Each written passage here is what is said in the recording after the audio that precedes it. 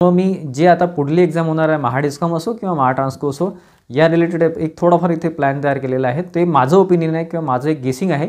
त्यानुसार तुम्ही तुमचा अभ्यास करू शकता. नॉन टेक्निकलमध्ये तुमची प्रॅक्टिस जास्तीत जास्त प्रॅक्टिस करा. नॉन टेक्निकलमध्ये येत नाही असा भाग काही नसतो मित्रांनो. आपल्याला सगळं येत असतं, परंतु जो प्रॉब्लेम होतो तो तुमचा वेळेमध्ये होतो.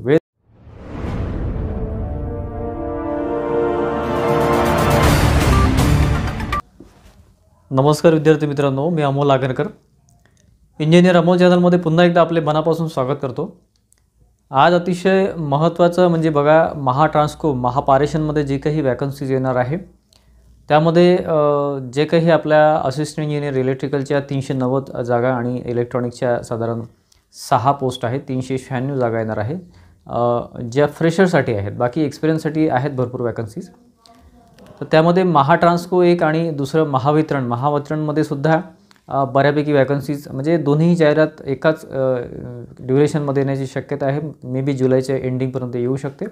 त्यामध्ये आजच्या व्हिडिओमध्ये आपण माहिती घेणार आहोत असिस्टंट इंजिनियर इलेक्ट्रिकल याबद्दल आपण थोडी माहिती घेणार आहोत. जी महापारेषणची 2022ची जी जाहिरात आहे 4/2022ची, त्याबद्दल ते जाहिरातीतील जे कंडिशन्स महत्त्वाचे आहेत ते आपण आधी बघू आणि त्यानंतर मग मी तुम्हाला त्याच्या रिलेटेड सिलेबस वगैरे किंवा जे काही सिलेबस आहे दोन्ही याच्यामध्ये महावितरण महापारेषण एईसाठी जे लागेल त्याबद्दल बोलू, बुकलिस्टबद्दल बोलू किंवा त्याबद्दल मी जास्तीत जास्त गायडन्स द्यायचा आजच्या व्हिडिओमध्ये प्रयत्न करणार आहे. ठीक आहे, तर आधी आपण जाहिरात बघून घेऊ. 2022ची जी महाट्रान्सको म्हणजे महापारेषणची जी असिस्टंट इंजिनियरची वॅकन्सी आल्या होत्या त्याची आपण रेफरन्स इथे घेऊ. ती जाहिरात जी आहे त्याचा रेफरन्स घेऊ, म्हणजे जे नवीन विद्यार्थी आहेत त्यांना थोडीफार माहिती मिळेल. जे जुने विद्यार्थी आपल्या चॅनलला ज्यांनी सबस्क्राईब करून ठेवलेलं आहे त्यांना बरीचशी माहिती असेलच. ठीक आहे, त्यामध्ये बघा 170 वॅकन्सीज इलेक्ट्रिकलच्या ई ट्रान्समिशनच्या होत्या मागच्या वर्षी.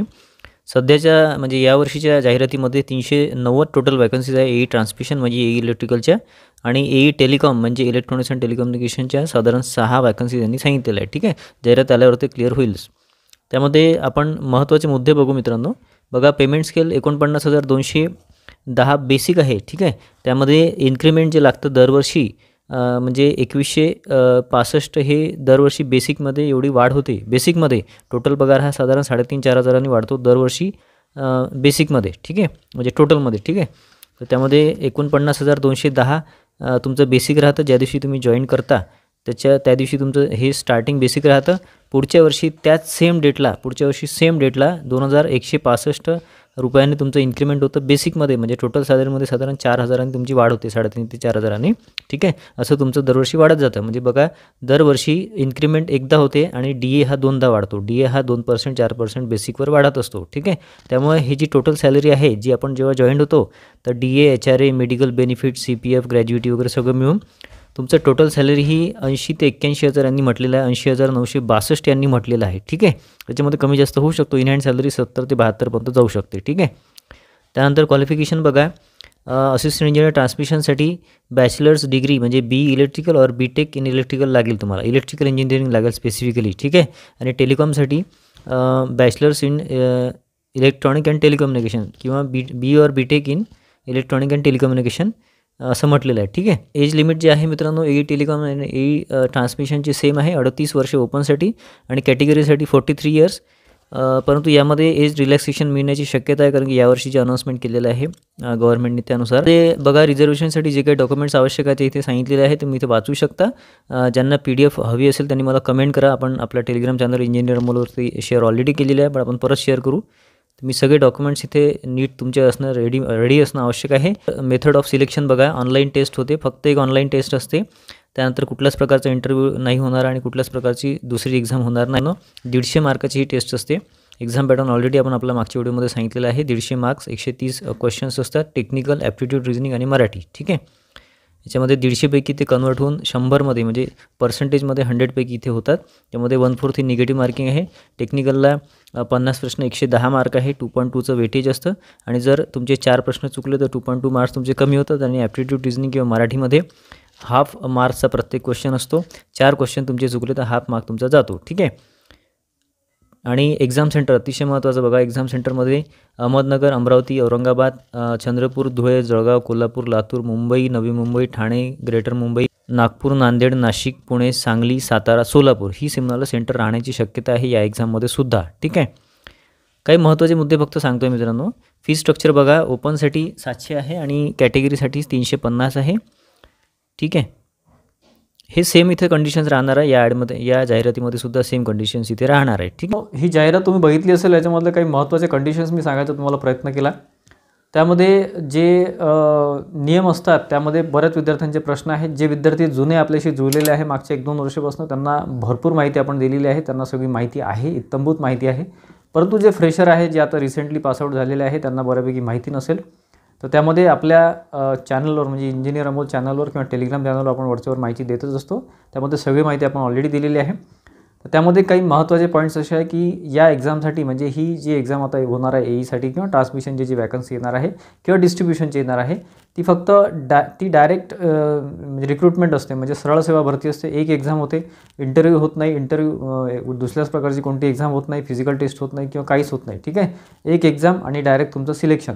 तुम्ही त्या एक्झाममध्ये किती स्कोअर करता, साधारण एक्झाम पॅटर्न आपण ऑलरेडी सांगितलेला आहे. त्याच्यामध्ये 150 क्वेश्चन किंवा 150 मार्कांची असते, ती कन्वर्ट होऊन 100मध्ये कन्वर्ट होते आणि त्याच्यामध्ये 100पैकी तुमचे जे काही कन्वर्ट झाल्यानंतर जे काही पर्सेंटेज असतात त्याच्यामध्ये साधारण 60%च्या जवळपास तुम्हाला 60-65च्या जवळपास त्याचा कट ऑफ येतो ओपन OBCचा. ठीक आहे.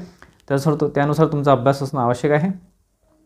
तर त्यामध्ये मित्रांनो तुमची डिग्री जी आहे इलेक्ट्रिकलची किंवा जे काही इलेक्ट्रॉनिक असेल ती कंप्लीट असणं आवश्यक आहे. तुमचा मार्कशीट आलेली फायनलची मार्कशीट असणं आवश्यक आहे. तुम्हाला प्रोव्हिजनल डिग्री तुमच्याकडे असणं आवश्यक आहे. जे काही आता एक्झामचा फॉर्म निघणार आहे, फॉर्म सबमिशन होणार आहे, त्याच्यामध्ये जी लास्ट डेट असते फॉर्म सबमिशनची, त्या लास्ट डेटच्या आधी तुमची डिग्री आणि तुमचं जे काही BE आहे ते कंप्लीट लागेल किंवा BE किंवा BTech तुमचं कंप्लीट लागेल. ॲप चालत नाही, थर्ड इयर चालत नाही कुठल्याच प्रकार, आणि अप्रेंटिस वगैरे इथे काही लागत नाही आणि कंपल्सरी पण नाही, असलं तरी त्याचा फायदा होत नाही. ठीक आहे. या पोस्टसाठी AEसाठी सांगतो आहे मी पर्टिक्युलरली.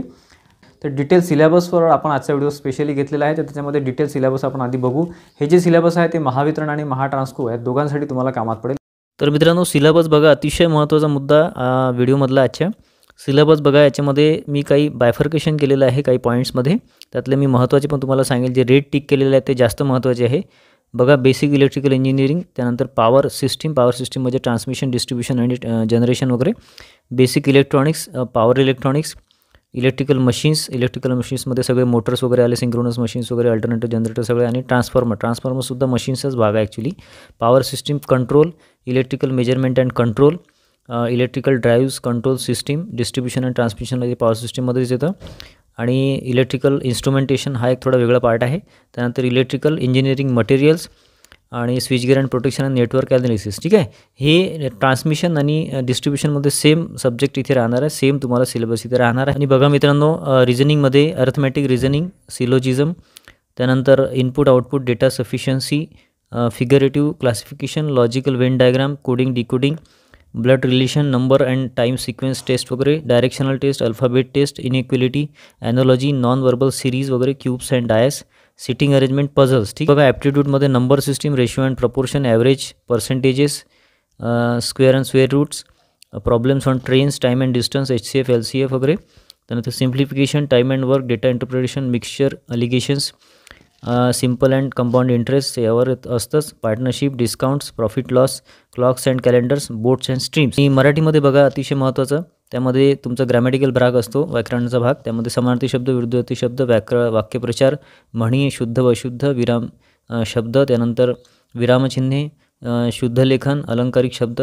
शब्दांच्या जाती, संधी, अलंकार, प्रयोग, वृत्ते, समास, वाक्यांचे प्रकार, शब्दसिद्धी, काळ, वचन, विभक्ती व अव्यय. ठीक आहे. हा ग्रॅमॅटिकल भाग आहे. याच्या व्यतिरिक्त सुद्धा बरेचसे प्रश्नाचे प्रकार इथे येऊ शकतात, जसं सेंटेन्स करेक्शन असेल किंवा पॅराग्राफ असेल ते येऊ शकतात. ठीक आहे. जे काही मेन पोर्शन आहे तुम्हाला मी त्याचं थोडंसं विभाजन करून सांगतो की त्यामध्ये महाट्रान्सकोची एक्झाम झाली होती, त्यामध्ये जे एक्सपेक्टेड सिलेबस असतो किंवा एक्सपेक्टेड पोर्शन असतो त्यावर जास्त क्वेश्चन होते. पण तू महाजनकोची एक्झाम झाली JEEची किंवा AEची, त्यामध्ये त्यांनी प्रत्येक पॉईंटवर जास्तीत जास्त क्वेश्चन घ्यायचा प्रयत्न केला. असं स्पेसिफिकली एका पॉईंटवर, जसं आता पॉवर सिस्टीमवर जास्त क्वेश्चन त्यांनी घेतले नाही, पूर्ण त्यांनी प्रत्येकावर थोडे क्वेश्चन घेण्यात आले. ठीक आहे. महाजनकोमध्ये तसं महाट्रान्सकोमध्ये झालेलं नाही. महाट्रान्सकोमध्ये त्यांनी पॉवर सिस्टीमवर जास्त भर दिला. या आधीची जी महाट्रान्सको एक्झाम झाली होती 4-5 वर्ष आधी, त्यामध्ये सुद्धा त्यांनी साधारण जे मेन आपले सब्जेक्ट आहे पॉवर सिस्टीम, मशीन्स वगैरे यावर जास्त भर दिला होता. ठीक आहे.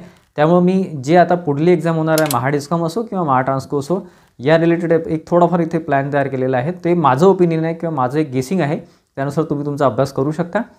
तर त्यामध्ये मित्रांनो जो A पार्ट आहे बघा, A पार्टमध्ये तुम्हाला power system machines, basic electrical engineering किंवा नेटवर्क ॲनालिसिस आपण ज्याला म्हणतो, नेटवर्क थेरम ज्याला म्हणतो, तो पार्ट म्हणजे 3 हे झाले 3 टॉपिक. आणि चौथा म्हणजे इलेक्ट्रिकल आणि इलेक्ट्रॉनिक मेजरमेंट्स. ठीक आहे, हा अतिशय हे जे 4 टॉपिक्स आहे हे अतिशय महत्त्वाचे आहे.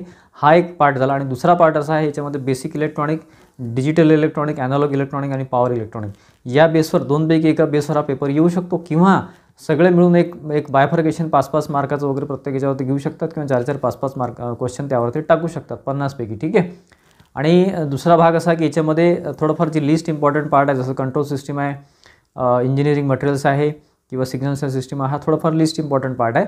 यावर सुद्धा ते 1-1 2-2 क्वेश्चन टाकू शकतात. ठीक आहे. आणि न्यूमेरिकलचा जर विचार केला, ठीक आहे, एईचं एक्झाम म्हटलं की न्यूमेरिकल आलेच. ठीक आहे. मागच्या एईच्या एक्झाममध्ये ट्रान्सकोच्या त्याच्यामध्ये 50 पैकी साधारण 23 क्वेश्चन्स हे न्यूमेरिकल बेसचे होते. ठीक आहे. आणि त्यामुळे 50% आपण ओव्हरऑल पकडू, आणि जनरेशनमध्ये सुद्धा त्यापेक्षा थोडे जास्त होतं. ठीक आहे. म्हणजे बघा 50 पैकी साधारण 20 ते 25 क्वेश्चन हे तुम्हाला न्यूमेरिकल राहणार आहे. त्यामुळे न्यूमेरिकल तुमचं स्ट्रॉंग असणं अतिशय आवश्यक आहे. लक्षात घ्या, जेनकोमध्ये काय झालं की त्यांनी एकदम चेंज केलं आहे सगळं, एकदम म्हणजे IBPSच सगळं सेट करतं, IBPSच कंडक्ट करतं. यामध्ये एक्झाम दोन्ही एक्झाम IBPSनी सेट केल्या होत्या, परंतु जेनकोचा एक पेपर वेगळा आणि ट्रान्सकोचा एकदम वेगळा असं काढण्यात आलेलं आहे. त्याच्यामुळे आपण असं म्हणू शकत नाही की यावर येणार नाही किंवा यावर येणार. नॉन टेक्निकलमध्ये तुमची प्रॅक्टिस, जास्तीत जास्त प्रॅक्टिस करा. नॉन टेक्निकलमध्ये येत नाही असा भाग काही नसतो मित्रांनो, आपल्याला सगळं येत असतं, परंतु जो प्रॉब्लेम होतो तो तुमचा वेळेमध्ये होतो. वेळ तुमचा तिथे जास्तीत जास्त जात असतो नॉन टेक्निकलमध्ये, रिझनिंगमध्ये पर्टिक्युलरली. त्यामुळे जास्तीत जास्त प्रॅक्टिस करा, क्वेश्चन सॉल्व करा, क्वेश्चन घ्यायचं आणि सॉल्व करायचं. तुमच्या PYQ जे असतील, प्रिव्हियस इयर क्वेश्चन असतील ते सॉल्व करा, टेस्ट सिरीज सॉल्व करा, जे अवेलेबल असेल ते सॉल्व करा. बँकिंगचे रिलेटेड सगळं क्लिरिकल लेवलचा अभ्यास तुम्ही करू शकता. थोडंफार PO लेवलला टच केलेले क्वेश्चनसुद्धा आपल्याला इथे चालतील. ठीक आहे, नॉन टेक्निकलसाठी. त्यामध्ये जर आपण टोटली याचा कट ऑफचा विचार मी ऑलरेडी तुम्हाला सांगितलेला आहे. कट ऑफबद्दल मी 60पर्यंत किंवा 65पर्यंत तुम्हाला मी ऑलरेडी सांगितलेलं आहे. याच्या प्लसच तुम्हाला लागेल. आणि यावेळेस जागा जास्त असल्यामुळे कदाचित मागच्यापेक्षा थोडंफार इथे कट ऑफमध्ये फरक पडू शकतो, कमी जास्त येऊ शकतो, कमी येऊ शकतो. ठीक आहे. तर यामध्ये तुम्हाला डेली कमीत कमी 5 ते 7 तास टेक्निकलचा अभ्यास करणं आवश्यक आहे. त्याच्यामध्ये तुम्हाला टेक्निकलचं थिअरी, तुमचे कॉन्सेप्ट क्लिअर असणं आवश्यक आहे. कॉन्सेप्ट बेसिस अभ्यास करा. आणि प्लस तुम्ही व्हिडिओज जे अवेलेबल आहे यूट्यूबवरचे फ्रीमध्ये आहेत ते करा. त्याचा तुम्ही रेफरन्स घ्या, त्यातून तो भाग समजून घ्या. फॉर एक्झाम्पल पॉवर सिस्टमचा एखादा भाग असेल, इकॉनॉमिक्सचा पॉवर सिस्टम वगैरे किंवा कुठलाही, तर त्या रिलेटेड तुम्ही व्हिडिओज बघा आणि ते समजून घ्या. किंवा तुम्ही एखादा कोर्स परचेस केला असेल, कोर्स घेतला असेल कुठला अकॅडमीचा, तर ते सुद्धा तुम्ही व्हिडिओज बघू शकता. आणि बाकीचं तुमचं MCQ त्यानंतर, म्हणजे बघा आधी थिअरी, त्याचे कॉन्सेप्ट, आणि ते फक्त तुम्ही नोट्स करा. आता ॲक्च्युली कसं आहे की आता खूप जास्त वेळ नाही आहे तुमच्याकडे, परंतु जास्तीत जास्त तुम्ही कॉन्सेप्ट जर तुमचे क्लिअर नसेल तर डायरेक्ट ऑब्जेक्टिव्हवर जाऊन तुम्हाला काहीच फायदा नाही. परंतु तुम्हाला आता ऑप्शन नाही आहे, कारण जास्त वेळ राहणार नाही. कारण कसं आहे की एकदा ॲड आली की त्यानंतर 20 दिवसामध्ये तुम्हाला फॉर्म सबमिशन राहील. 20 दिवसानंतर तुम्हाला साधारण 45 दिवसामध्ये एक्झाम कधी होऊ शकते किंवा त्यानंतरसुद्धा होऊ शकते. मागच्या जाहिरातीमध्ये त्यांनी साधारण मेच्या एंडिंगपर्यंत तुमची डेट होती. मेमध्ये तुमची एक्झाम डेट हे होती, फॉर्म सबमिशन डेट होती. आणि जुलैमध्ये त्यांनी एक्सपेक्टेड सांगितलं होतं आणि जुलैमध्येच त्यांनी पहिली तारीख दिली होती. ती काही कारणास्तव पोस्टपोन झाली. त्यामुळे याचा अर्थ असा नाही की आतासुद्धा पोस्टपोन होईल, याचा अर्थ असा नाही आहे. ठीक आहे, आता एक्झाम वेळेवर होऊ शकते, त्यामुळे लक्ष द्या. आणि आता पुढलं जे आहे त्याच्यामध्ये तुम्हाला टेक्निकल, तुम्हाला सांगितलं की मी 5 ते 7 तास टेक्निकल तुमचं असलंच पाहिजे. एनी हाव काही करा, कारण जास्त वेळ नाही आता फक्त, किंवा हार्डली 2.5 ते 3 महिने तुमच्याकडे आहे. आणि नॉनटेकचा भाग हा पॅरलली सुरू ठेवा. दिवसातून 2-3 तास नॉनटेकचा अभ्यास करा. जास्तीत जास्त तुमचा म्हणजे 10 ते 12 तास डेली अभ्यास झालाच पाहिजे, कारण आता जास्त वेळ नाही आहे, त्यामुळे सांगतो. ठीक आहे, तुम्ही फुल टाईम अभ्यास करत असाल तर वेल अँड गुड, फारच चांगलं. जॉब करून करत असाल तर तुम्हाला जास्तीत जास्त वेळ देणे आवश्यक आहे, त्याशिवाय तुमचा रिझल्ट येणार नाही, म्हणजे येणार नाही. ठीक आहे, जे विद्यार्थी 1-1.5 वर्षापासून अभ्यास करत आहे, आपण सांगतो त्याप्रमाणे अभ्यास करत आहे, त्यांना नक्की फायदा होईल. पण तुझे आता रिसेंटली अभ्यासाला लागले असेल 1-2 महिन्यापासून, त्यांना थोडाफार वेळ जास्त देणे आवश्यक आहे. एखादा टॉपिक घ्या, फॉर एक्झाम्पल मेजरमेंट असेल, मेजरमेंटमधलं थिअरी वाचा, कॉन्सेप्ट क्लिअर करून घ्या, त्यावरची व्हिडिओज बघा आणि नंतर त्याचे MCQ घ्या. ठीक आहे, तर बुकलिस्टबद्दल बोलायचं झालं मी ऑलरेडी तुम्हाला सांगितलेलं आहे. त्याच्यामध्ये थिअरी रिलेटेड तुम्ही VK मेहता पॉवर सिस्टमसाठी चांगला आहे, वाधवा आहे चांगला, हांडा आहे, त्यानंतर JB गुप्ता चांगलं बुक आहे, हे थिअरॉटिकलसाठी. आणि तुमचे बाकीचे पण भरपूर येतात. मला कमेंट बॉक्समध्ये कमेंट करा तुमच्याकडे कुठलं बुक असेल तर मी तुम्हाला त्यावर सजेस्ट करेल, कारण बुक्स भरपूर येतात थिअरीसाठी. आणि यूट्यूबवर अवेलेबल व्हिडिओज आहेत ते तुम्ही बघा. आणि त्यानंतर MCQसाठी तुम्हाला यूथ कॉम्पिटिशन्स टाईपचे वॉल्यूम 1, वॉल्यूम 2 AEसाठी किंवा इलेक्ट्रिकल इंजिनिअरिंगसाठी घेऊ शकता. आणि प्लस तुमचे मेड इझीचे आहे, टेक्स्ट बुकचे तुमचे टेस्ट वगैरे आहे, किंवा प्रिव्हियस इयर क्वेश्चन आहे, किंवा IAS लेवलचे क्वेश्चन आहे, गेट लेवलचे जे 1 मार्क रिलेटेड आहेत त्याचा अभ्यास तुम्ही करू शकता. ठीक आहे, आणि जास्तीत जास्त प्रिव्हियस क्वेश्चन तुम्ही हँडल करा. 2-3 वर्षापासून जे प्रिव्हियस क्वेश्चन आलेले आहे, याच्या आधी आलेले आहे, तर त्या जसं आता फॉर एक्झाम्पल IAS लेवलची जास्तीत जास्त प्रॅक्टिस आवश्यक आहे. बरेच विद्यार्थी काय करतात, रिव्हिजन खूप करतात आणि तुमचं एक्झाम सॉल्व करत नाही किंवा प्रिव्हियस क्वेश्चन असेल टेस्ट सॉल्व करणं अतिशय महत्त्वाचं आहे. टेस्ट सिरीज देणं आहे. पुढचे जे टेस्ट सिरीज अवेलेबल होतील, आता आपली पण टेस्ट सिरीज पुढच्या काही दिवसामध्ये जाहिरात आल्यानंतर येईलच, परंतु बाकी तुम्ही आणखी टेस्ट सिरीज घेऊ शकता. त्या जास्तीत जास्त सॉल्व करायचा प्रयत्न करा आणि अशा अभ्यासाची तयारी ठेवा आणि कुठल्याच प्रकारची निगेटिव्हिटी, कुठल्याच प्रकारच्या मनामध्ये शंका ठेवू नका. आपल्या व्हिडिओद्वारे वरच्यावर आपण तुम्हाला माहिती देऊच. ठीक आहे. तर आशा करतो मित्रांनो की जास्तीत जास्त माहिती आपण आजच्या व्हिडिओमध्ये द्यायचा प्रयत्न केला आहे. तुम्हाला काही त्यामध्ये अडचण आली असेल, काही तुमचे क्वेरीज असेल तर मला कमेंट बॉक्समध्ये कमेंट करा. त्यावर आपण जास्तीत जास्त तुमचं उत्तर द्यायचा प्रयत्न करू. आजचा व्हिडिओ आवडला असेल प्लीज व्हिडिओला लाईक करा आणि जास्तीत जास्त विद्यार्थ्यांमध्ये शेअर करा. आणि असे व्हिडिओज परत मिळवण्यासाठी किंवा आपल्या अपडेट्स मिळवण्यासाठी आपल्या चॅनलला नक्की सबस्क्राईब करून ठेवा आणि बेल आयकॉनसुद्धा क्लिक करून ठेवा, जेणेकरून जे महत्त्वाचे अपडेट्स आहेत ते तुम्हाला मिळत राहतील.